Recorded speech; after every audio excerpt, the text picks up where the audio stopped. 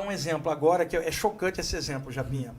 Você, Abel, Nestor, se reúnem numa noite fria para levar agasalho para moradores de ruas, levar uma sopa quente, e estão ali numa caravana de algumas pessoas ajudando outras. Pô, isso é fantástico. Eu conheço um monte de gente que faz isso. Eu faço isso toda segunda-feira. Exato. Quando alguém fica falando que só tem gente ruim no planeta, eu não concordo, não. Conheço um monte de gente boa. legal fazendo. E outra, são pessoas de várias religiões. Isso É o religião, caráter. né? Tem grupo de materialista que doa alimento. Vale mais que é um grupo espiritualista que não faz nada. Então, vocês saem e passam horas da sua noite, depois de um dia de trabalho, ajudando pessoas de rua. Tá. Ali tem um cemitério com um monte de cadáver que não saiu para distribuir comida para ninguém, nem mantimento para ninguém.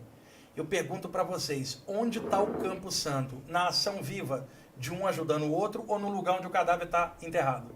O que é Campo Santo? Um lugar onde tem cadáver ou um lugar onde o ser humano faz o bem para o outro?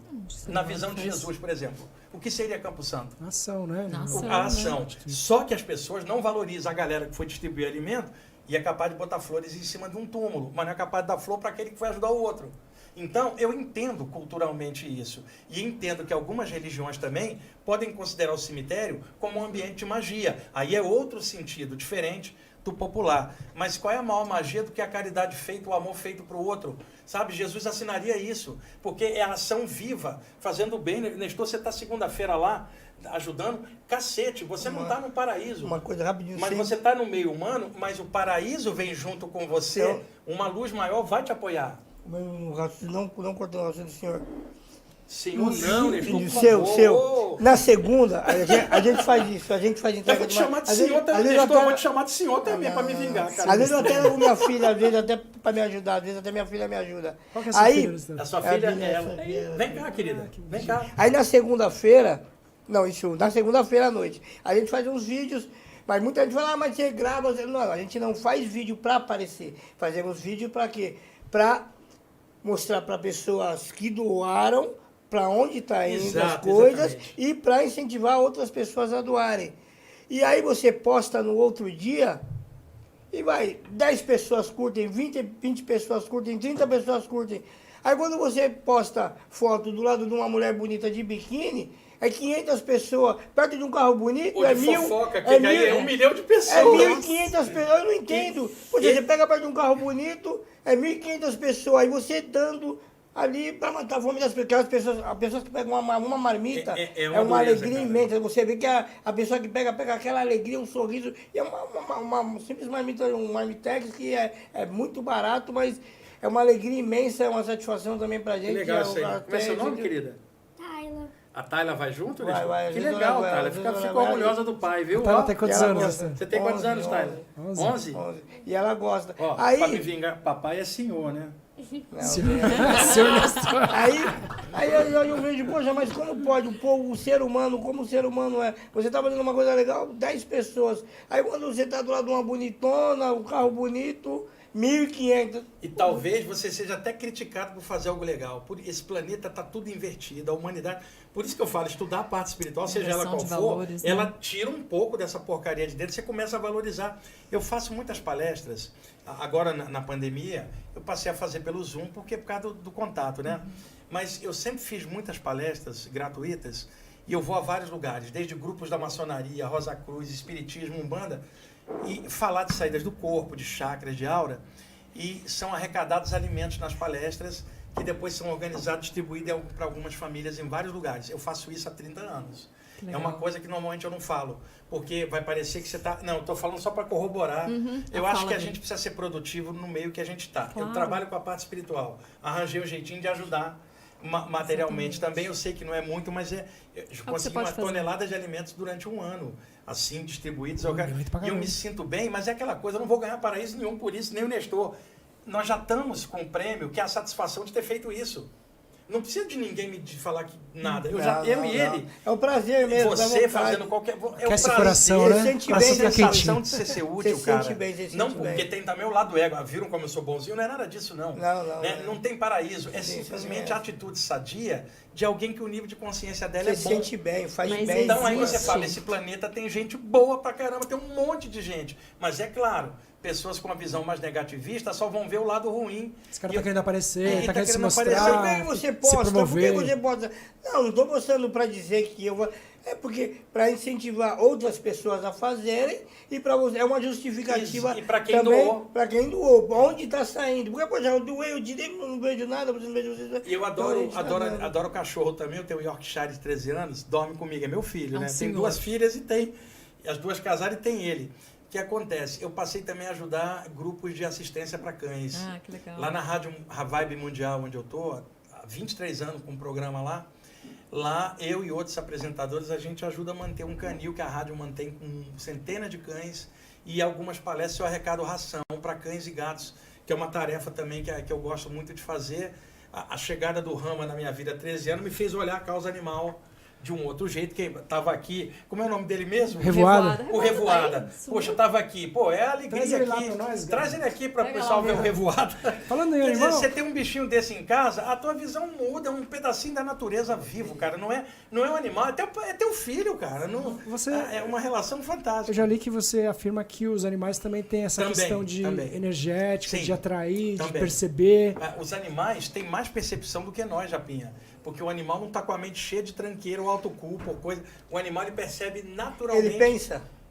Não, pensar não, mas sentir sim. Ele sente bastante. Sente, o animal sente. É porque eu tenho uma dúvida. Traz Dizem ele aqui, que, ó, põe ele aqui dizem na que eles mesa. não pensam. Acho que dá para aparecer Mas ele aqui. Dizem que eles não pensam, mas. tem Olha horas só que o Revoado parece. aqui, olha. Vou- Revoada, dá Faz uma maior aqui. sucesso. É Tayla.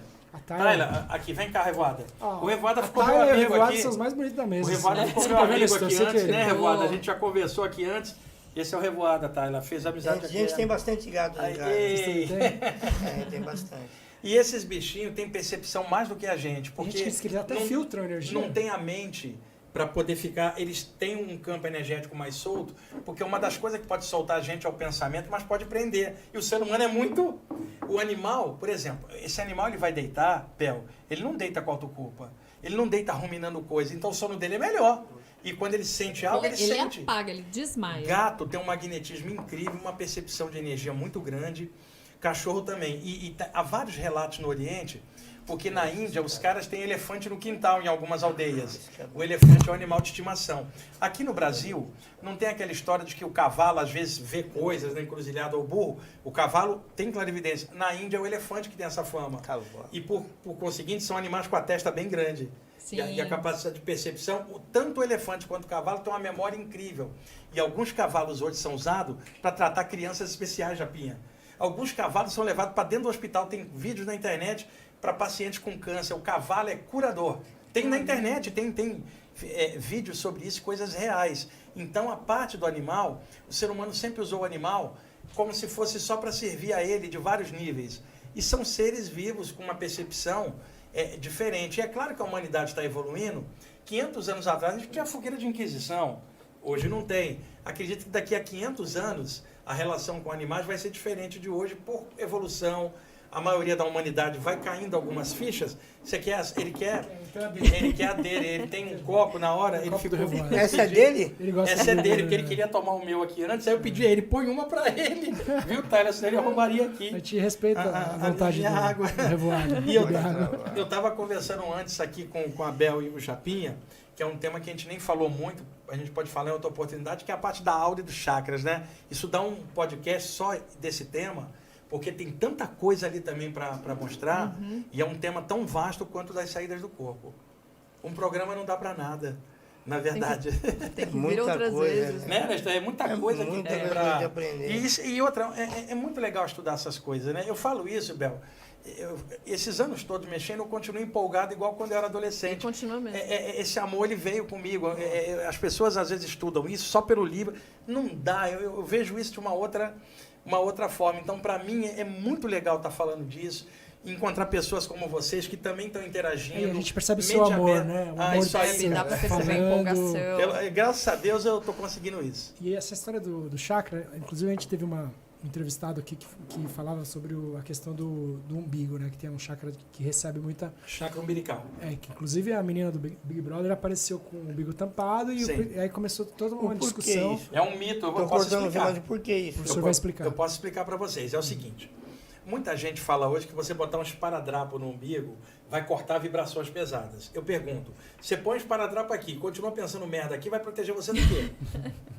Então, não é isto, tá? Então, vamos explicar direitinho. Por exemplo, um bandista amigo meu, ele fala, pega uma pedra ônix, pequenininha, coloca aqui e usa o esparadrapo para prender o cristal. O cristal, sim, teria uma interação. Mas você sabe como é isso quando chega no nível popular. Pessoal, tecnicamente essa camisa aqui protege mais meu umbigo do que o cristal, do que o esparadrapo, que é todo poroso. Mas como é que isso começou? Na Índia, os yogis viviam reclusos na floresta, nas montanhas, e de vez em quando vinham até a orla da aldeia ou da cidade, né? Mas viviam uma vida recolhida, meditando e tal. Eu vou usar um exemplo. Tinha um yogi, na década de 30, que fundou uma comunidade em Rishikesh, nos contrafortes do Himalaia, onde os alunos ficavam lá o tempo inteiro. Era a época da propagação do cinema, década de 20, 30, aquele cinema clássico em preto e branco, Humphrey Bogart, já da década de 40, Casablanca, aqueles clássicos incríveis que a gente olha hoje e fala, caramba, né? Tem aquele toque clássico. Então, Hollywood fazendo muitos filmes, a Hammer inglesa fazendo aqueles filmes de terror do Drácula com Christopher Lee, Peter Cushing, né? Aquele húngaro lá, o Bela Lugosi, o vampiro, eu também gosto de cinema, viu? Nosferatu. E aí, Nosferatu, o alemão, o que acontece? Na Índia surgiu uma indústria cinematográfica que está hoje a todo vapor, Bollywood. E eles fazem filmes com contexto oriental, né, deles, né? Lá, é uma indústria muito forte lá, como tem também na China de filme de Kung Fu, lá que circula na China. Pois bem, era a época do cinema, década de 30. Esse mestre então falou para os seus discípulos, sábado eu libero vocês para ir para a cidade, para assistir o novo filme que chegou. Agora, não cometam um erro. Vocês vivem aqui isolados, dentro de uma energia, vocês vão lidar com pessoas, vão assistir o filme, quando voltar as imagens vão ficar em looping, e isso vai atrapalhar a sua meditação. Eu deixo vocês ir, mas eu não quero a mente de vocês em looping depois para prejudicar os serviços aqui. E não quero que vocês peguem carga pesada da população lá fora. Vá, respeite todo mundo, mas volte limpo. Aí o discípulo falava, como, mestre? A gente vai estar sentado no cinema com um monte de gente, a gente vai almoçar ali, a gente vai estar junto de pessoas. Como é que ele se protegeria? Então, naquela época na Índia, para cada um dos chakras, havia um símbolo circular que o yogi chama de yantra. E dentro do yantra tinha um mantra pequeno, chamado bija mantra, uma divindade, e uma série de simbolismos yogis ali. Então, cada um dos isso, cada um dos chakras, dos 7 principais, tinha um yantra, uma figura circular com um símbolo no meio, uma letra, um caractere Devanagari do Sânscrito, que é um pequeno mantra, tá? Então, eles criaram um mantra para cada chakra, para ativação. Na base da coluna, Lam. No baixo ventre, Vam. Umbigo, Ram. Cardíaco, Yam. Laríngeo, An. E o da testa é o On. O coronário já seria a transcendência. Então, cada um desses mantras tinha um símbolo ou uma letra representativa. Então, o Japinha é o daqueles yogis. Eu falei, Japinha, você vai para lá, mas eu vou te dar uma proteção. Como você trabalha bem com concentração, eu quero que você concentre no símbolo do chakra umbilical, com a tua mente, e imprime mentalmente na energia do teu chakra, para ele lacrar o chakra. Com a mente, o pensamento e a energia, para não trocar energia pesada. Quer dizer, olha o símbolo, cria aqui e joga aqui. Então, esta era a noção de proteção. Com o passar do tempo, gente que não mexia com yoga, eu não tinha boa concentração, e fala, como é que eu vou jogar o símbolo do chakra umbilical se eu não concentro? Alguém fala, pega do livro, recorta o símbolo e cola ele com o esparadrapo na barriga, porque pelo menos o símbolo vai estar ali, pode te proteger. E aí o tempo passou, esqueceram do símbolo, ficou o esparadrapo. Então eu gosto da informação histórica para dar, então ficou esse mito agora. É claro, o exemplo que eu dei, um cristal, é diferente. O pessoal coloca aqui na cavidade do umbigo, pode haver uma interação, né? Inclusive o citrino, que é normalmente usado para o chakra umbilical, e às vezes alguém põe o esparadrapo só para, mas daí é botar só o esparadrapo. E outra, mesmo um cristal de quartzo violeta que você colocasse, se você continuar pensando besteira aqui, não adianta nada. A atração de coisa ruim é pela mente, é o que você pensa, o que você sente e o que você faz agora. Tem algo de energia que pode ajudar, mas a origem era o yantra projetado mentalmente. Entendi. Boa. Porque ficou muito em voga esse assunto. Ficou claro agora, Nestor? Ficou. Senhor. Uma outra coisa, como vocês estavam falando também, que às vezes eu converso com muita gente de muitas religiões, e cada religião, cada um fala de um jeito, mas, tipo assim, na forma de eu ver, sempre tem coisas que eles falam que não são coisas que eu vivo. Que eles falam, é assim ou é isso, mas não é isso que eu vejo. Pelo que eu vivo, não tem nada a ver o que você está falando com aquilo. Porque tem coisas que só cabe a Deus saber, só Deus. Então, a gente não tem esse direito de saber também. É que ele chegou depois daquele papo que a gente estava falando sobre a noção de um Deus maior então, e não dessa não, porque disso que você muita tá falando. gente acha que sabe o tudo. Não, tem coisas que não tem explicação. Olha, tem gente tão radical que acha que conhece o Eterno e não conhece nem a si Não, mesmo. claro que não. Só o Eterno conhece o Eterno que ele é, porque a nossa visão é relativa. Agora, de toda forma, não consigo conceber um Deus lá em cima e eu cá embaixo, um todo que está em tudo. Ele também está dentro de mim, está dentro de você. E outra, dentro de quem não acredita nisso também. Bel, como é que eu vou pegar o Criador, que é o Senhor de todos os espaços, e prender ele no espaço de uma religião só? Que lógica. E pior, e dizer que Deus está dentro só daquele templo. O Criador de todos os espaços, da vastidão, preso num templo, só ali, e não em tudo, não acontece isso. A não ser na mente de alguém radical. E outra, como é que os celtas antigos faziam seus rituais? Perto de uma fonte, embaixo de um carvalho. Qual era o templo deles? A natureza. Né? Então, muita gente que era chamado de pagão antigamente, ou de endemoniado, não era nada disso, apenas não concordava com o status quo religioso e confrontava de outra forma. Quantas pessoas que trabalhavam com a natureza de forma naturalista, num ritual embaixo de uma árvore, de um carvalho ou de uma fonte, foram queimadas na fogueira como bruxa e como pagã?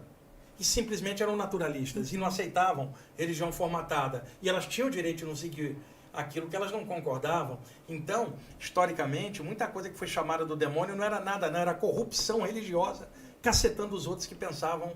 Você já imaginou o tráfico de escravos da África para cá, os portugueses, cristãos, europeus, brancos, lidando com os negros daquela forma horrível? Há uma dívida enorme do Brasil com a população negra. Nos Estados Unidos a mesma coisa. O que acontece? De vez em quando tinha a festa dos escravos. Os donos deixavam porque era uma forma de extravasar a atenção. Você imagina um ritual africano original de negros traficados para o Brasil que não são cristãos, aqui estão sendo aculturados à força e dominados e doutrinados, assim como foi feito com os índios. Isso foi uma sacanagem histórica, a devastação religiosa feita na cultura indígena. Isso aí todo mundo sabe disso, é história. Hoje, muitos cristãos, inclusive, são a favor de uma revisão disso, né? Porque não tem noção o branco europeu entrar na América, dizimar tudo e dizer que só Deus é o deles. Isso não tem lógica, né? Nunca teve, explorando os recursos naturais, porque que a Europa é rica hoje? Explorou as Américas durante séculos, levando recursos, também, né? Exatamente. Então, o que acontece? Aqueles negros traficados, eu não estou falando dos escravos, filhos já aculturados que vieram, eles tinham a religião original trazida de alguma região da África. Quando você fala África, não é de um jeito só, é um conjunto de países, onde na África do Norte é de um jeito, no Sul outro, e culturas diferentes no mesmo continente, né? Mas com uma origem afro. Festa dos escravos. E de repente eles estão ali dançando, o batuque tocando.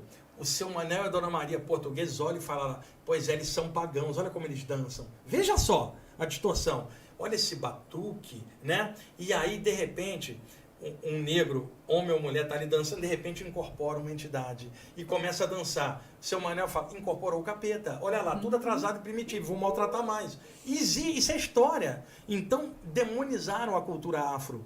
Nas Américas em geral, não é só Brasil. E hoje esse ranço existe dentro das religiões cristãs. Quem é que persegue a religião afro? Normalmente o evangélico, alguns católicos mais radicais, não todo evangélico, não todo católico, porque tem gente muito boa também, com uma visão ecumênica e respeitosa. Mas tem muitos fanáticos que acham que aquilo é lei do diabo, e a Constituição brasileira garante liberdade de expressão religiosa. Você pode acreditar no que quiser, o outro não tem nada com isso, desde que você não afete as leis e não afete os outros, você tem direito de acreditar no que quiser. Então tem que haver o respeito. E do mesmo jeito que um cristão é perseguido na China, infelizmente tem, muçulmanos perseguidos nos Estados Unidos, as religiões afro são perseguidas no Brasil. Isso tem que ser falado.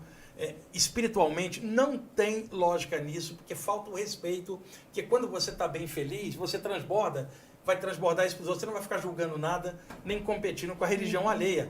Você vai estudar complementarmente, vai tentar juntar tudo. Eu estou conversando com o Nestor aqui, não me interessa se ele é negro, branco, alto, baixo, homem ou mulher, do candomblé ou da igreja. Me importa o caráter do Nestor. Claro. E outra, Nestor vai ali segunda-feira distribuir alimento. Fala, cara, eu vou junto com você. A gente tem linhas diferentes, mas nós estamos num ato comum, que é fazer o bem. E outra, você já reparou que tudo que é evento ecumênico é o católico, o judeu, o evangélico. Aonde que entra o afro aí? Aonde que entra o xamã? Tem alguns eventos já mais inclusivos, mas outrora, tudo que era evento ecumênico não era ecumênico, era o judeu, o católico e o evangélico. E uma outra linha mais aceita. As linhas chamadas marginais não tinham inclusividade. Então é uma tradicionais coisa, brancas, né? Exato, eu sempre combati isso. Sabe por quê, Bel? Nas saídas do corpo eu sempre vi de tudo. Eu vi entidades de Umbanda, vi índios desencarnados, ainda mais no astral do Brasil. Se eu for na Europa, dificilmente eu vou ver um índio desencarnado. Mas no astral das Américas, Miscigenado, cheio, né? não, cheio de índio e negro desencarnado, cara. E aí eu vou fazer preconceito? Não, eu tô com a cabeça aberta. Porque o espiritismo tem o caboclo e o preto velho pra caramba, né? Então, dentro da Umbanda. Já o espiritismo é mais europeu, a moda francesa, o Allan Kardec. Já a Umbanda, ela mistura parte da tradição branca, afro e indígena numa mescla. No Brasil, surgiu em 1908, a Umbanda é brasileira. Bacana. O candomblé já é mais afro. Então a Umbanda, ela tem a cara do brasileiro, cara. Bandeirinha colorida, atabaque, né? Ô, preto velho, me dá um conselho aqui de amor. Veja, é uma coisa que só poderia surgir no Brasil. E o Brasil está exportando divisas, exportando Pai de Santo para o Paraguai, para o Uruguai, para a Argentina, para a Espanha, Portugal. E outra, Japinha, tem Umbanda no Japão. Que eram descendentes de japoneses que cresceram no Brasil. Você fala japa, não é japa, o cara torce pelo Corinthians, pelo Palmeiras, pelo Vasco, pelo Flamengo. Tá morando lá. E tem o olhinho puxado e foi trabalhar lá. Aí ele gosta das coisas daqui. Tem alguns japas que eram da Umbanda e foram para lá trabalhar e formaram os grupinhos. Alguns japas se afinizaram. E aí tem japa agora incorporando o preto velho, cara. Eu fiquei curioso, falando, cacete, um médium japonês com o pai Joaquim, ia ser um negócio. E eu tive um convite para ir para o Japão para fazer 4 palestras em 4 lugares diferentes. Isso era 2020. Tive que adiar por causa da pandemia, e aí vem adiando, 3 anos em seguida. Vamos ver o ano que vem. Eu tive fora, nos Estados Unidos, estive na Suíça, fazendo cursos lá, dando curso. E também tinha outro congresso nos Estados Unidos, tive que segurar as viagens. E deixei as viagens só aqui no Brasil, agora estou retomando, por causa da Covid, está indo embora, mas eu fiquei curioso, parte desse pessoal que estaria nas palestras lá são japoneses da Umbanda. E assim, o meu programa de rádio, vários deles ouviam aqui, eles mudaram para lá, e hoje pela internet online você pode escutar. E aí o pessoal começou a gostar, eu tenho muitos ouvintes no Japão, e aí os outros japoneses, você está escutando o quê? Não vai dar para te passar porque isso aqui é em português. Mas é sobre o quê? Sobre saída do corpo. Saída do corpo eu tive uma. Aí põe legenda. Aí como tem programa meu legendado no Japão, e por isso que eu tenho um público grande lá e que me convidaram para fazer as palestras lá, porque tá cheio de pai Joaquim incorporado. O Japão vai querer me consultar com o pai Joaquim. O pai Joaquim falaria assim pelo Japão, arigatou axé. Chegou uma pergunta muito legal da Mariusha, que bate com uma curiosidade minha aqui, quando você estava falando de projeção astral. Mariusha Cáceres Delci. Pergunta pro Wagner. Thaila, senta ali. Você tá cansado de ficar em pé, não? Ela é jovem. Que a gente falou pra ela ficar aqui, ela acabou Tadinha, ficando. ficou. Tão linda, olha esse cabelo bonito. Vai ficar aqui em pé mesmo ou vai ficar sentada lá? Tá gostando do papo? Fica com a gente, fica aqui com a gente. Tá gostando do assunto aqui? A professora é bonzinha. Chato aqui, é só o seu pai, cara. É um papo bom, viu, Thaila? Aí, ó, ela perguntou se durante uma projeção astral a gente pode se machucar fisicamente, se você já acordou arranhado, queimado ou com dor. Nunca. Normalmente é psicossomático isso. Pode acontecer uma pessoa entrar num surto e ela unhar ela mesma. Tá. Ela tá fora do corpo. Como é que ela vai unhar o corpo? Não dá. Ela está falando de um corpo extrafísico não sólido, dotado de uma energia de alta plasticidade. Ela voltar não vai plasmar ferida, não. Porém, pode acontecer uma coisa, e existem pesquisas sobre isso. Um fanático religioso sobre as chagas de Jesus. E a pessoa só pensa naquilo e acaba somatizando as chagas em algum ponto, ficando chagada, criada pela mente. Há pesquisa sobre isso. Tá? Um filme até, né? Exatamente, a pessoa somatiza aquilo. Então, se isso é possível, porque ela está dentro do corpo. Mas imagina, Japinha, ela vai para fora do corpo e pode também criar isso e trazer a ideia para cá e posteriormente começar a parir. Então, mas isso não é para ela estar fora do corpo, é o poder da mente agindo sobre ela. O que ela pergunta também é porque antigamente se falava um mito de que fora do corpo você podia ser ferido e trazer a ferida para dentro do corpo ela aparecer. Isso não acontece, é um dos mitos. Porém, pode acontecer uma exceção. um médium de ectoplasmia, daqueles de causar movimento físico, ele ir para fora do corpo e espíritos pesados usarem a energia dele contra ele mesmo, causando um impacto nele. Que aí seria o lance de ectoplasmia, não de projeção astral. E também tinha a história de que você podia ser ferido de tal forma que podia morrer na volta. Você está falando do corpo espiritual que já existia antes do corpo, ele não nasce nem morre. Como é que você vai ser ferido, uma espada fura ele, dá um tiro, matei a entidade? Não tem isso, o que tinha era mito. Agora, na volta para o corpo, pode acontecer uma coisa. Espíritos densos, obsessores, malfeitores espirituais, podem implantar a ideia de que a pessoa está ferida na mente, para que ela psicossomaticamente cause a repercussão no corpo. Essa possibilidade é mais admissível.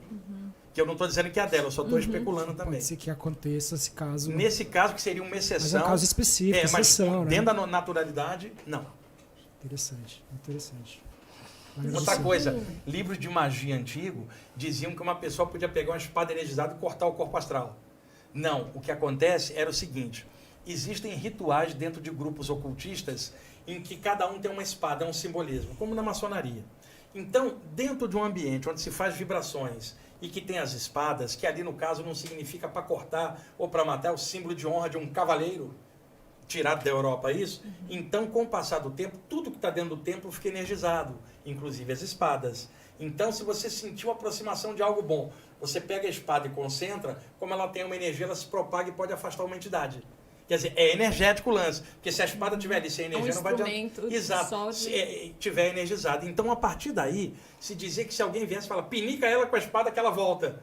Mas não é o pinicar com a espada, é uma energia, porque pegar a espada só vai atravessar o cara. Mas um objeto pontiagudo energizado poderia dar uma descarga de energia que causaria um impacto e a pessoa voltaria. No caso, uma pessoa por exemplo, Japinha, você nota no teu quarto uma pessoa mal intencionada que é a tua vizinha fora do corpo, que te odeia. Fala, sai daqui. E aí você faria o seguinte na antiguidade, pega a espada energizada e fala, some.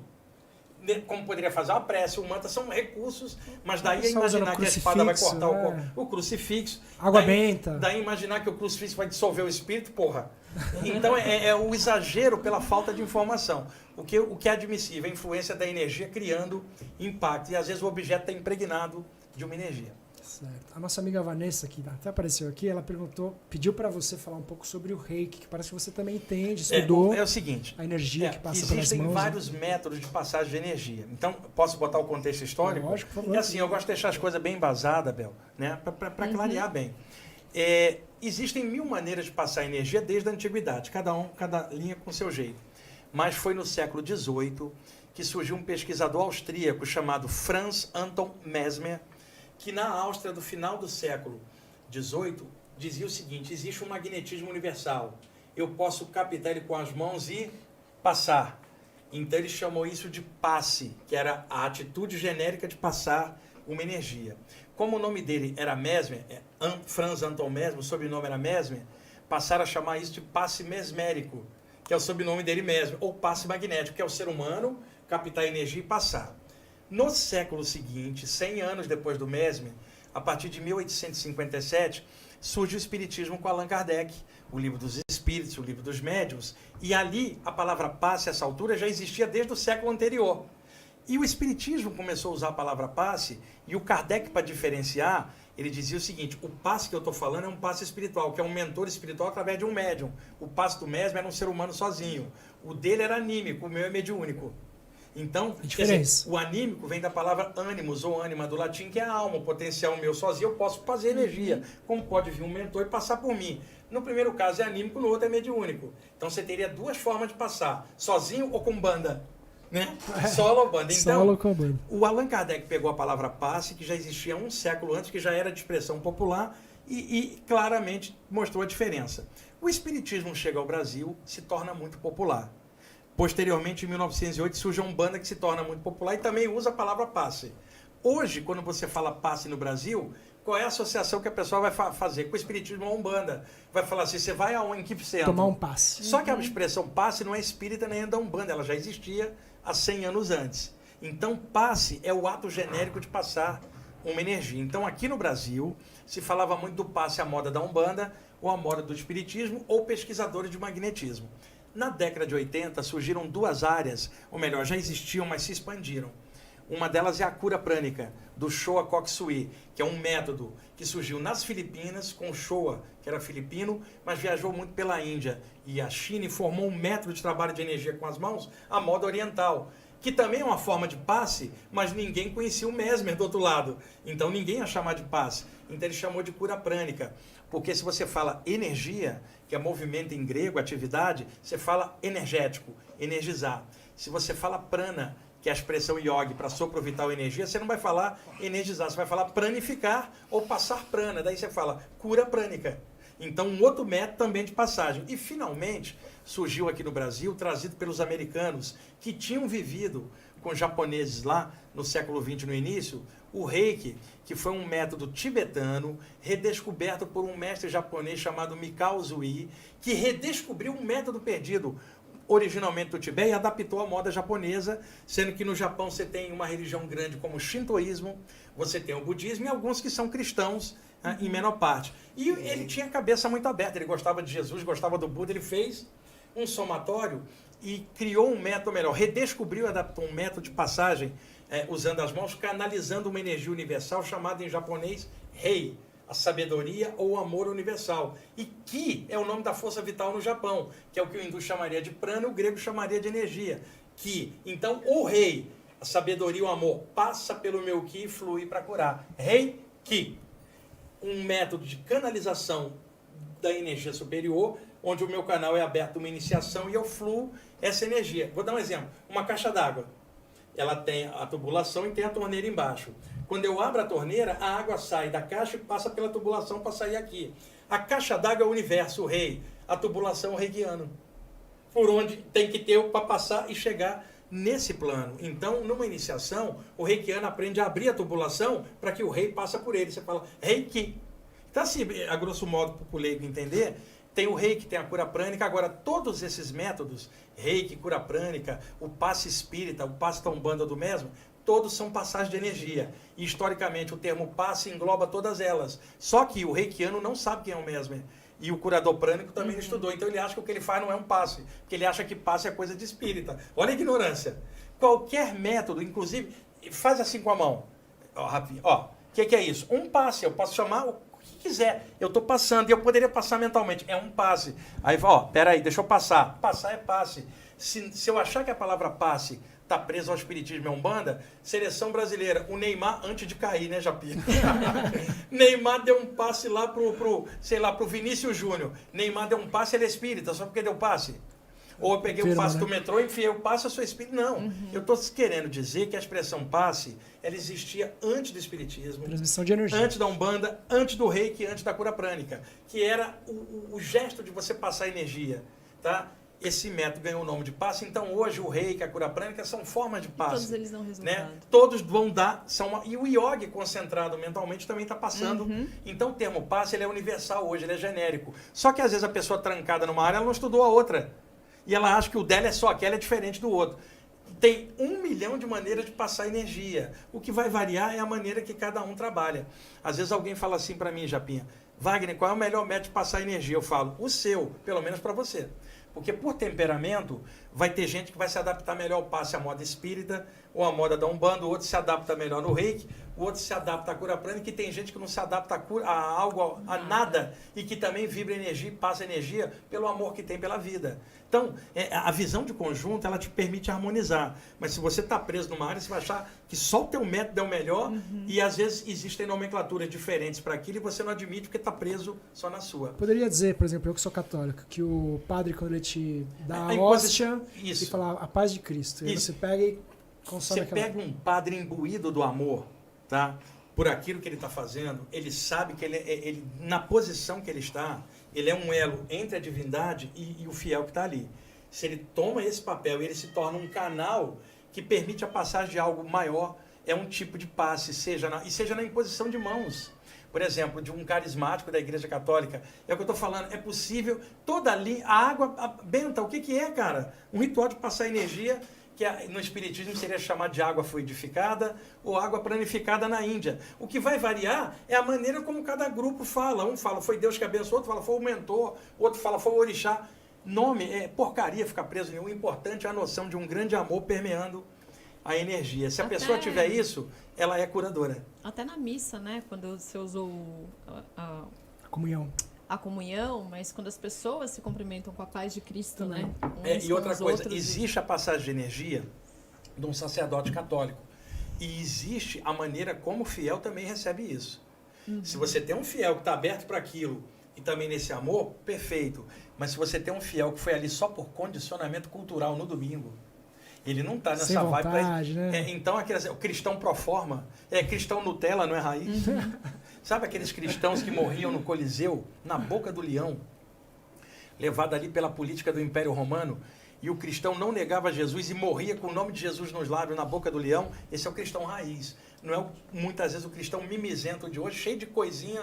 Sabe, cristão raiz, tipo assim, ele ama Jesus e dane-se quem achar que não, e eu estou firme com Jesus. Mas ele não fica condenando os outros, né? Porque ele sabe que o outro pode amar Cristo ou Buda e também ser do bem.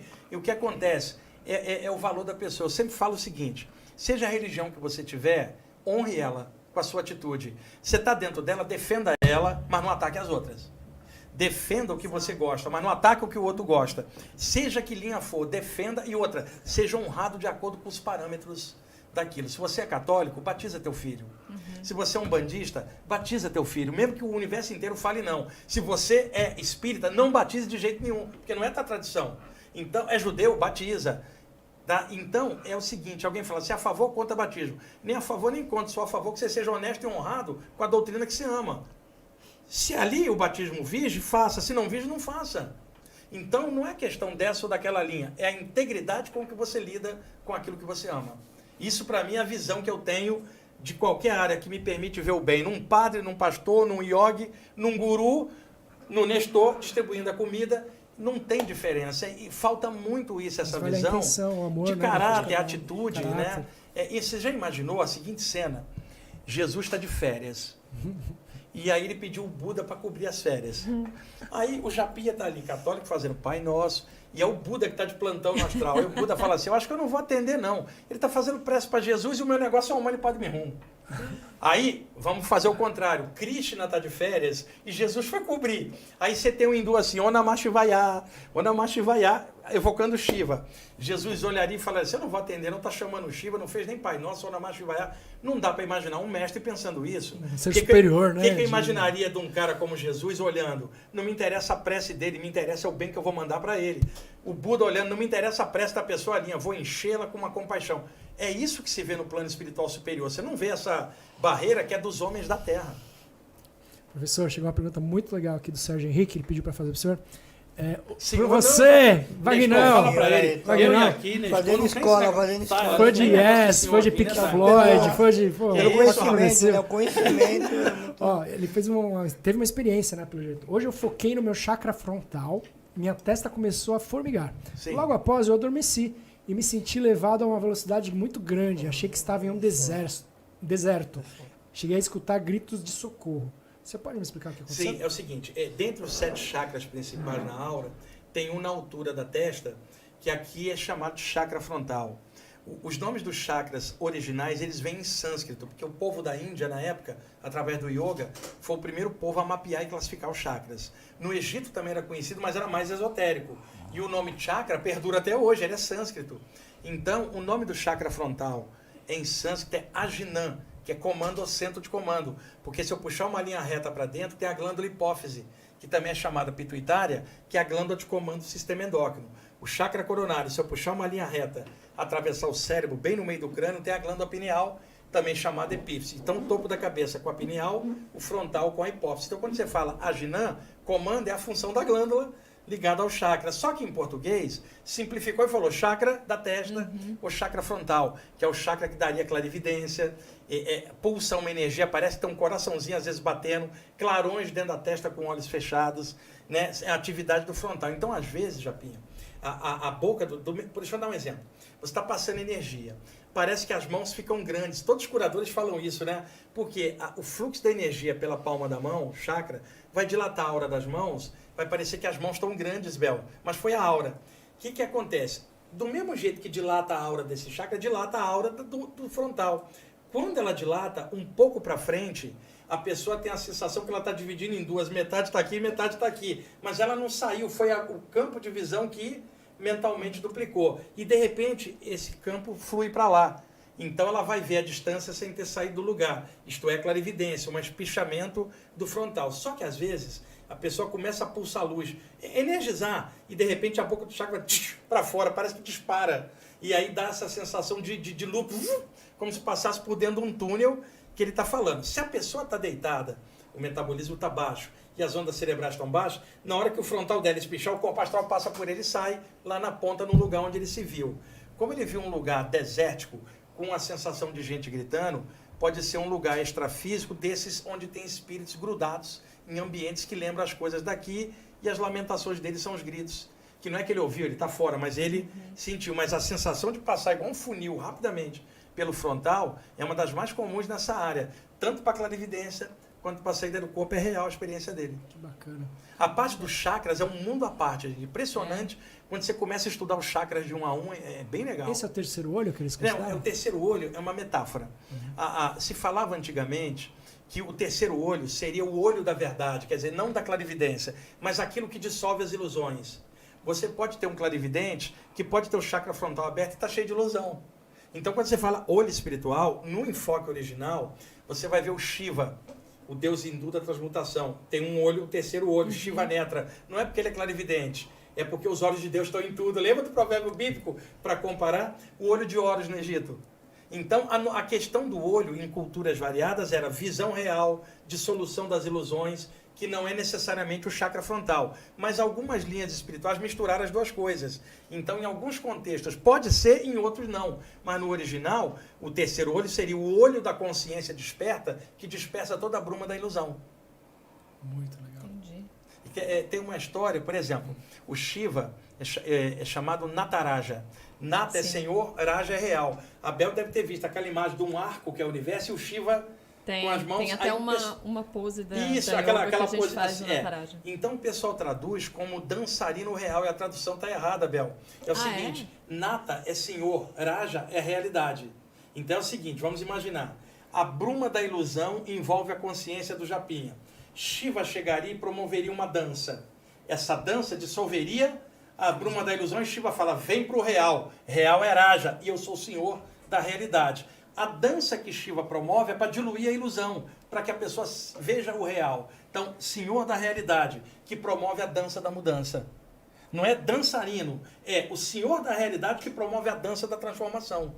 E aí você vê aquela figura dentro do arco, o arco é o universo, e ele vai fazer a dança que vai dissolver sua ilusão para despertar sua consciência. Que legal. Essa parte aí da Índia eu também manjo um pouquinho, na parte dos mantras, da parte do sânscrito. Várias coisas que você falou, a gente vivencia na prática do yoga. A parte do yoga também, eu pude aprofundar tanto. As divindades da Índia também, Brahma, Vishnu e Shiva, eles têm vários simbolismos. Você fala de Brahman, o absoluto, que você pode chamar de Deus, o nome que você quiser. Mas é um conceito tão vasto que não dá para imaginar. Então, o que os orientais faziam? Dividiu em 3 aspectos, né? Criador, que é Brahma, preservador, que é Vishnu, transformador, que é Shiva. Como Shiva transforma em transformação em energia, é o senhor dos yogis, senhor dos chakras, o despertar da Kundalini e uma série de coisas. Então, as divindades da Índia, elas são mostradas, Bel, todas em azul. Por quê? Metáfora de onde eles vieram do céu. Qual é a cor do céu? Azul. Que cor eles teriam? Então, eles têm a cor do céu. Eles têm 4 mãos. Uma mão toca a terra, que é Prithvi em sânscrito.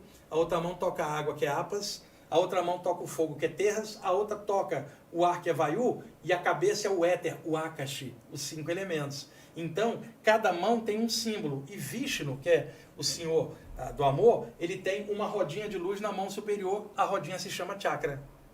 Então, em homenagem à rodinha na mão de Vishnu, os yogis deram o nome de chakras para os centros energéticos. E eles falam, inclusive, que os chakras ficam girando, né? A palavra chakra, originalmente tradução, roda de luz, é a tradução literal do sânscrito. Os livros aqui no Ocidente chamam de centros energéticos, centro de força, mas a tradução original, rodas de luz. Existe um movimento parecendo um vórtice, para lá ou para cá, dependendo se a pessoa está captando energia ou está.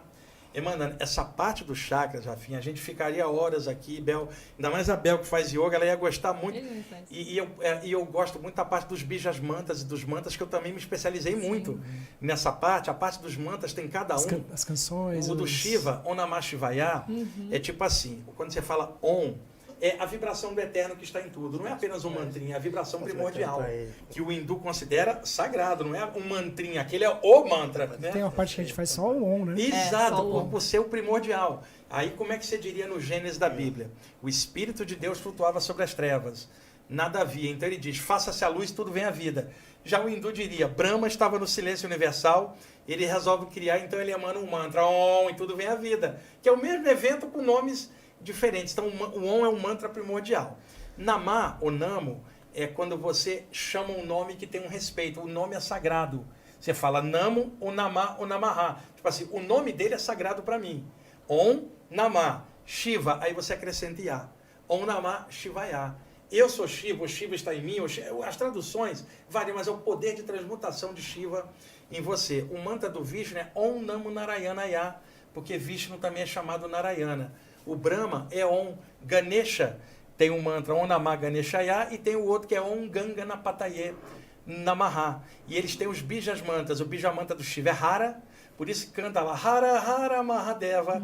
Tem o Bija Mantra de Vishnu, que é Hari, e os avatares de Vishnu, como Krishna e Rama, também são Hari. Você canta Hare Rama, Hare Krishna.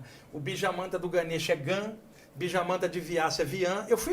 Detalhe, eu nunca estudei nada disso. Eu lembro.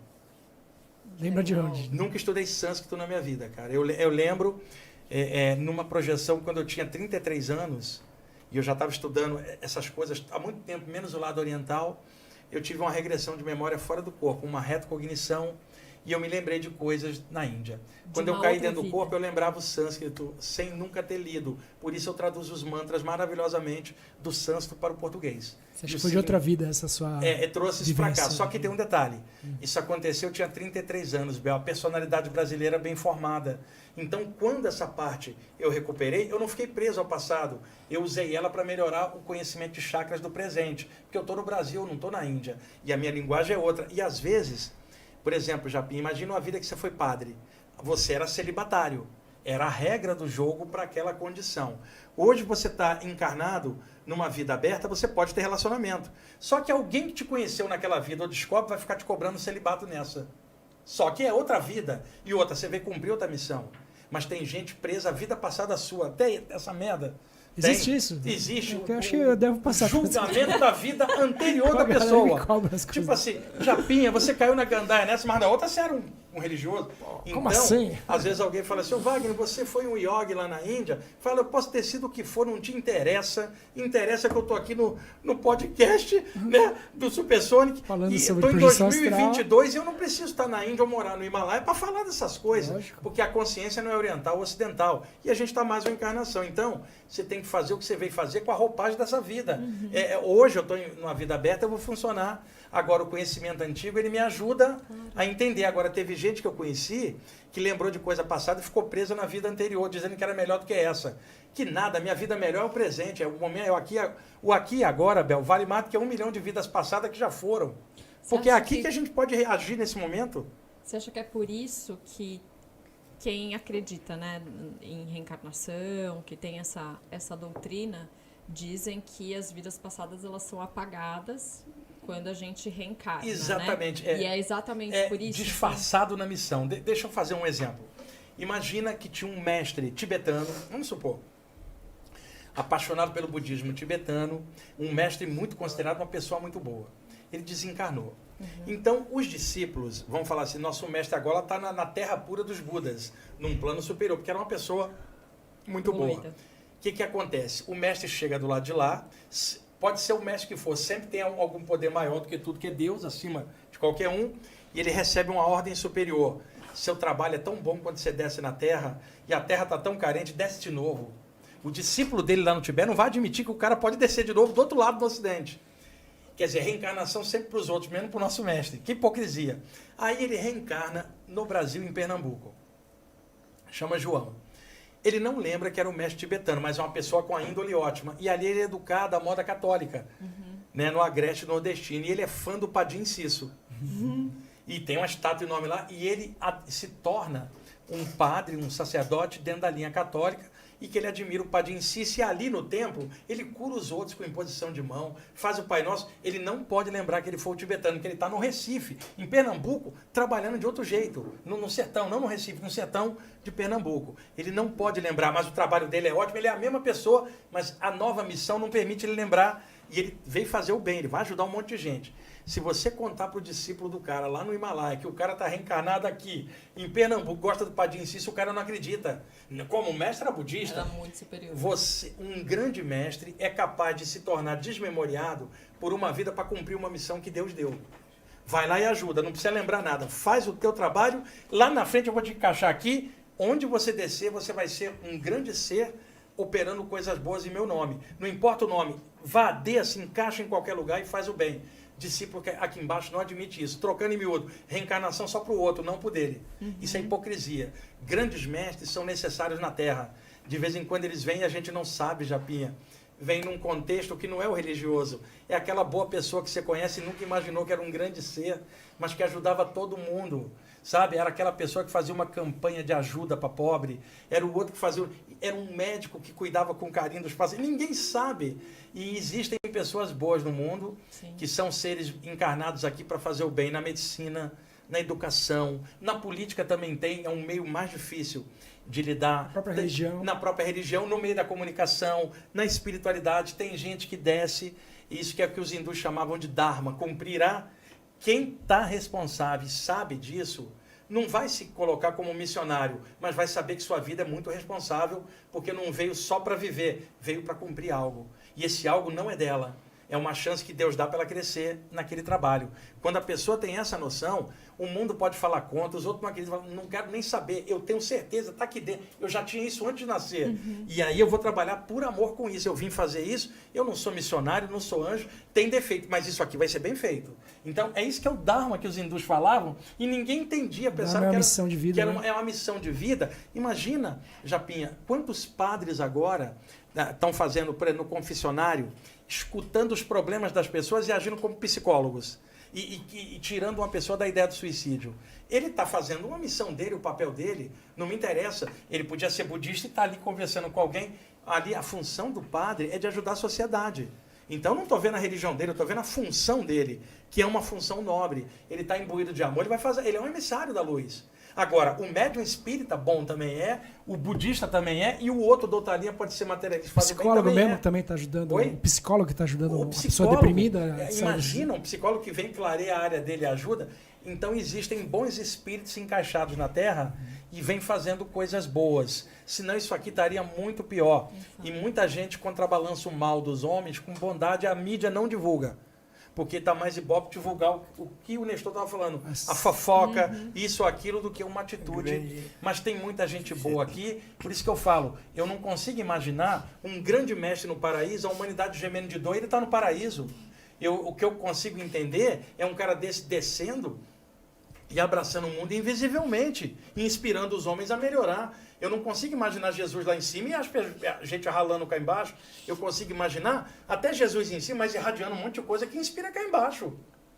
Eu sei, um cara vive e ativo, e não um cara num paraíso oco com um anjo tocando harpa. Não consigo imaginar o Buda no paraíso dos Budas. Eu consigo imaginar o Buda enchendo de compaixão a humanidade. E daí grandes mestres. Então, quando você olha grandes mestres assim, você não está olhando por religião, você está olhando por inspiração. É diferente, né? E aí tem uma pergunta relativa a isso, de repente até as reencarnações. A Georgia perguntou, tem pessoas que conhecemos há pouco tempo e que temos a impressão de que conhecemos há muito tempo. Será que as vidas anteriores podem ser uma explicação? Isso também tem outras explicações, tá? Existe afinidade, às vezes, por biotipo, temperamento, que simplesmente... E existe isso também. Quando a afinidade transcende aí o limite físico ou psicológico, tem algum componente espiritual que pode ser anterior. E outro detalhe, Japinha. E se a gente se conheceu do lado de lá quando a gente estava desencarnado? E depois nos encontramos aqui encarnados? A gente vai ter afinidade, mas não é de outra vida, é do período antes dessa vida do lado de lá. Como tem afinidade vinda de trás, como tem o contrário, animosidade, que também pode acontecer. Sabe lá, aquelas duas pessoas encrencadas, aí reencarna e casa. Aí você fala assim, por que ela casou e não percebeu que tinha animosidade? Porque jovens, a capa de hormônio de tesão, você não pensa. E aí, depois de uns meses casado, a capa de hormônio caindo, você fala, começa a dar o atrito. Por isso que relacionamento tem que ser baseado em sentimento mais profundo. Que tem o tesão, tem que ter tesão, claro. Mas que o tesão não seja só... O tesão vai iludir, aí o Shiva vem falar, Natara, a realidade, Japinha, não é só isso não. Isso aí vai te enganar. Tem isso é bom, mas tem sentimento, tem consciência num conjunto, incluindo o tesão. Mas só o tesão, você fica cego. Comete erro e depois fala, como é que eu fiquei com essa pessoa? O tesão não deixa você embriagado de hormônios. E muito casamento vai nessa base. Às vezes, espiritualmente, as pessoas são atraídas e não tem animosidade, porque a capa de hormônio passa um tempinho, começa a ver o atrito. Caiu o hormônio, agora ficou um bicando o outro. Capa de hormônio. É boa essa expressão. Boa. E como também pode uma dupla de espíritos se encontrar aqui, ter uma afinidade profunda e fazer o maior relacionamento de todos. Eu não estou falando de alma gêmea, eu estou falando de um relacionamento profundo, onde um ajuda o outro a evoluir através do relacionamento. Aí, através do relacionamento, ambos crescem, o universo ajuda. Tem de tudo, cara. A gente tem que... O universo é infinito, né? E outra coisa... a gente vai conhecer zilhões de outros seres ao longo da evolução. Tem tanta gente no universo de forma diferente e igual, não dá para imaginar que a vida é só aqui. A Japinha, nós vamos conhecer muita gente, cara, que bom, em vários lugares. Quando você fala isso, você se refere à vida em Vidas em outros lugares. E aí já imaginou a gente lá como uma bola de luz? Eu e a Bel conversando, falando assim, olha o Japinha, lembra dele como ele era Japinha naquela vida? Tinha um olhinho puxado. Aí o Japinha fala, agora eu sou uma bola de luz, não tem olho, rapá. Você entendeu? Eu só vejo com a consciência. Você agora nasceu um jamaicano, um Usain Bolt. Exatamente, né? Mas no fundo, o que nós temos é uma consciência revestida de formas e manifestações as mais variadas possíveis. Isso é vida. Maravilhoso. Professor, a gente está indo para mais de 3 horas de live vamos dar hoje. A gente pode, se vocês quiserem, a gente pode depois agendar uma outra, porque pode perguntar O ao assunto é Wagner. infinito. Pra gente Sim. marcar essa aqui, deu zebra várias vezes, marcava, desmarcava, marcava. Eu tava Verdade. comentando com ele. Desde dezembro que era Seu para xará. ter vindo, né? Mas enquanto isso, ele foi em vários podcasts. E eu fui em vários podcasts. Aliás, tem vários fãs dele aqui falando, Porque meu, você Wagner mandou a aí de novo. data 2 vezes. E aí. O pessoal falando, acompanha Agora, você em vários, onde aí você a vai, gente- o pessoal a tá gente- atrás de É você. só combinar com 1 mês ou 2 de antecedência, aí a gente, Vamos com o combinar. próximo. Não, só 2 meses. É uma das nossas melhores audiências. A gente, Pô, a tá gente super pode legal. falar de chakras a próxima vez, Bel e Aura. Japinha é um Vou tema. adorar. É um tema muito bonito. Uma outra hora a gente pode falar de hinduísmo, de mantras. Precisamos Olha, de mais umas 3 horinhas, então. né? Vai vir na próxima, Nestor? Vem. Vai vir, Nestor gostou, hein, Nestor? Não, vem, porque aí o Nestor também contribui, É interessante, conta um é caso. interessante. Até a Tayla gostou com 11 Tem anos algumas de idade. dúvidas, é. dá para tirar algumas dúvidas. O mais legal é bater papo, cara. É E como religião, ser humano e todo mundo criativo. O mais legal, Japinha, a gente está num podcast, tem muita gente assistindo. A gente tem que aproveitar a chance e gerar alguma coisa boa, cara, que melhore quem está assistindo. Sim, com certeza. Então, o conteúdo do que se passa é muita responsabilidade. Sim. Eu, como estou lá na rádio há tantos anos, eu sei o poder que você tem do microfone com a fala. Tem que ter um respeito enorme por quem está te ouvindo. Não pode vibrar algo ruim, e sim algo sadio. Agora, algo sadio variado em várias áreas e deixa a pessoa fazer a visão dela em si, mas tem que ser algo construtivo, cara, que você possa, Tá sei sendo. lá, chega um dia do lado de lá, alguém fala, Japinha, que tu fizeste a tua vida, fala, uma porrada de podcast interessante, aí tá aí no currículo. Passamos Isso mensagem aí, positiva. Eu tinha defeito e tal, mas tentei passar algo positivo. Isso aí vale muito, cara. Vale, né? Viu, Nestor? Nestor chega do lado de lá e aí, de repente, alguém fala, Nestor, eu estou olhando aqui na sua aura, você tem defeito, você tem um monte de coisa. Mas, cara, você tinha uma coisa boa, você distribuía alimento. Porra, isso aí te ajudou pra cacete, Pois é, no cara. começo- Porque no conjunto isso sobressai. Aí, No garoto... começo- No começo, assim, quando eu era novo, criança, assim, poxa, era como posso dizer, sofrimento tremendo. Quando eu não entendia nada, pela altura, pela cor da pele, poxa, é uma discriminação tremenda em todos os sentidos. Agora, se você Sentir olhar, isso todo olhar dia. por outro lado, porque a gente que está de fora disso, mas o preconceito é enorme. Agora, por Demais, exemplo, se você demais. olhar hoje, você com a experiência que você tem, todo o preconceito e a dor disso melhorou você como pessoa, como caráter. Você tira isso hoje para você... E a televisão ajudou um pouco também. A Exato, televisão então quem é já que tá fez ligando? do limão à viver- limonada. Exato, quem é que tá ligando para a pele dele ou a altura? Que se O cara dane, a adora consciência ele, dele é né? boa. ô. Nossa, 20 mas anos isso na é o mais TV. Mas é legal. tanta coisa que você ouve, é tanta coisa. Poxa, Sim. você é baixinho porque sua mãe deve ter feito alguma coisa, você veio baixinho Nada. porque... Você veio... Até um vizinho meu que era espírita do Allan Kardec falava, poxa, mas é porque você fez muita coisa ruim na outra vida. É o que eu falei, usar a palavra karma como radical. Agora, se eu puder pensar de outro jeito. Você veio negro, baixinho, para passar isso, para te tornar mais forte enquanto ser humano. E se você olhar isso como um projeto? Hoje eu tenho muita coisa Você diferente, ressignifica mas isso. no começo, nossa, era Exato, muito e esse ruim. começo te tornou melhor. Aí que eu entro naquela parte que eu estava até perguntando para você, poxa, essa pessoa veio nessa vida sofrendo, como que ela vai recuperar tudo? Então, mas no teu difícil, caso é né? diferente, cara. Troca a ideia de sofrimento e fala, porra, foi um projeto para eu melhorar e fazer algo legal. Ressignifica Evolução. isso. É complicado, é complicado. É, O cara mas se hoje cuidar. não é mais complicado, Não, foi hoje complicado. Não, hoje não, foi. Hoje não Hoje tá. ele brilha muito A no gente- Corinthians. A gente viu o Corinthians sempre, mas a gente via muita diferença assim. mano. Olha, aqui em São Paulo eu gosto do Santos. Eu sou botafoguense do Rio, Santos. parceiro. Corintiano é um dos defeitos seus. É o melhor. Melhor qualidade, né, Nestor? Olha aqui, ô Bel, tem uma brincadeira que eu faço com meus alunos. Você chega aqui e fala assim, vou te dar um bijamanta do chakra umbilical. A pessoa, qual é? Cuticute. Eu fazia isso com as minhas duas filhas quando eram pequenas. E elas já adolescentes, com o namorado, a gente atravessava a rua e falava assim, dá uma mãozinha. Elas ficavam putas, né? Não Por que gosta? você faz isso, pai? Eu falei, se não tiver filho para se divertir, para que ter filho, né? Então tem que ter o cuticute, faz o cuticute da Taylor, entendeu? Ó, quando você estiver namorando, você vai odiar esse cuticute dele, Taylor. Ela já odiou a carinha na mesa. E aí, obrigado por vocês terem convidado. Eu Foi espero uma ter delícia. passado algo legal. O seu programa na rádio, que horário que é, pro pessoal saber? De 11h30 às 12h30, todo domingo, 95.7 Rádio FM, Mundial. Em São Paulo. Rádio Vibe Mundial de São Paulo. Pode assistir online no site da rádio. E no meu canal, que é Wagner Borges, eu coloco o programa 2, 3 dias depois lá. Estão todos lá. O canal no YouTube, No YouTube, Wagner Wagner Borges. Borges. Tá. Isso. E o seu Instagram? É Wagner Deloy Borges. Wagner Deloy Borges, Seguinte, tá eu sempre peço em todo podcast, Uhum. porque é muita gente, o pessoal quer consulta, quer que eu atenda individualmente, não dá tempo, Bel. Chegaram umas pedidas. É, uns pedidos. por exemplo, eu fiz 2 programas de tarde e vim para cá. Ontem eu fiz um podcast à tarde, fui dar aula à noite. Terça eu fiz um podcast à tarde.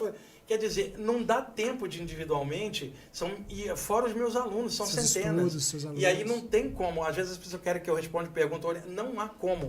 Mas não é por falta Não é por de. mal. Eu estou trabalhando mais no coletivo, então o individual, infelizmente, não tem como. A ajuda que eu posso fazer é isso. É chegar. Veja, a gente está 3 horas no podcast Passando passando. informação. Né? Então instruindo. é a forma Legal. que eu tenho de. Então, às vezes, peço desculpa a quem manda pergunta. Não, e- mas hoje, É, só missão pra cumprida com justificar. sucesso. Né? Com brilhantismo. O cristão é o católico? Não, tem o cristão pode ser o evangélico, pode ser o cara da igreja O ortodoxa. que é o Cristo, cristão? Cristão é o que segue os ensinamentos de Jesus contido no Novo Testamento, principalmente. Seja ele de que linha for. De preferência do bem, né? Que faça porque- coisas boas. É porque as pessoas imaginavam antes, quando o catolicismo era preponderante em grande parte da população, foi cristão era o católico. Hoje, a gente tem vários movimentos evangélicos que vieram ocupando espaços. Eles também são cristãos, mas não são católicos.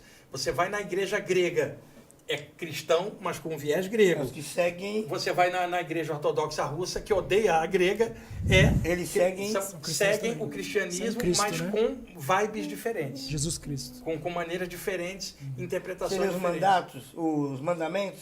Não, os mandamentos estão no Velho Testamento, são os 10 do Moisés, que na verdade os 10 mandamentos, olha a época do Moisés, o povo judeu estava disperso, né?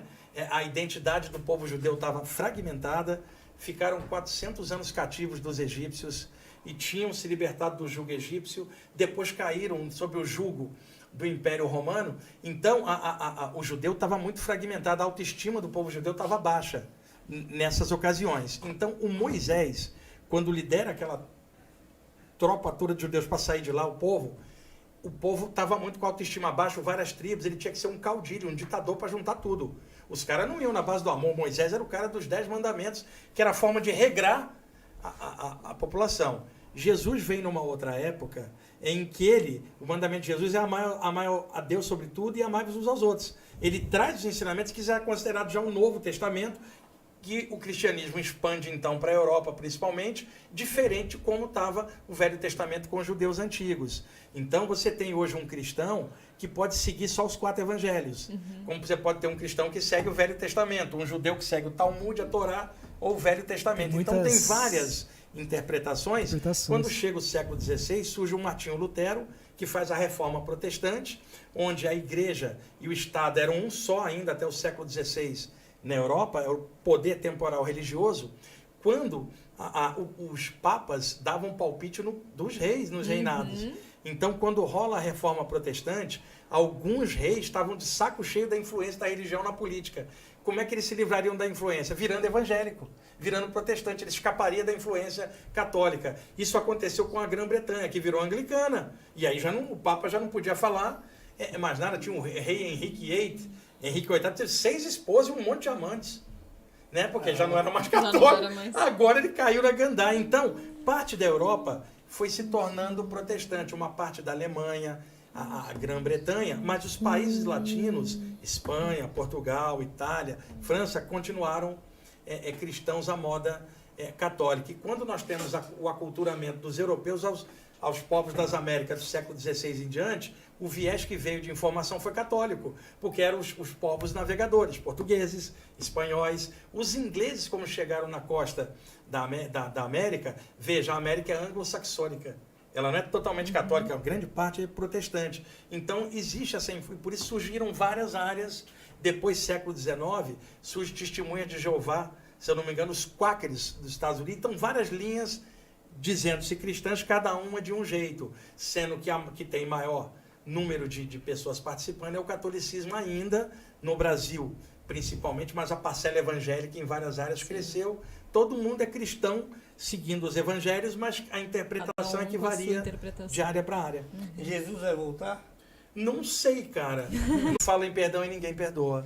No sentido pragmático, para se favorecer, né? Exatamente. Então, eu acho que a primeira vinda já deixou uma pista enorme que a gente ainda nem seguiu totalmente, como outros grandes mestres. Tudo é possível, né? Agora, que a gente não dependa da vinda de ninguém para ser feliz, cara. Porque um dos ensinamentos... rápida, né? Ou para seguir o caminho do bem, né? Qual era? Amar a Deus sobre tudo. Eu não preciso da segunda vinda para fazer isso. E amai-vos uns aos outros. Nós adaptamos, Bel. Tem uns que amam uns e não amam outros. E tem uns que amam os outros e não amam os uns.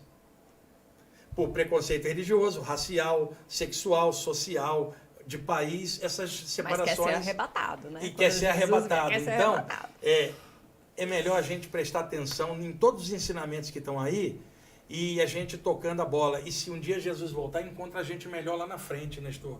Não vamos esperar o cara voltar para melhorar, não.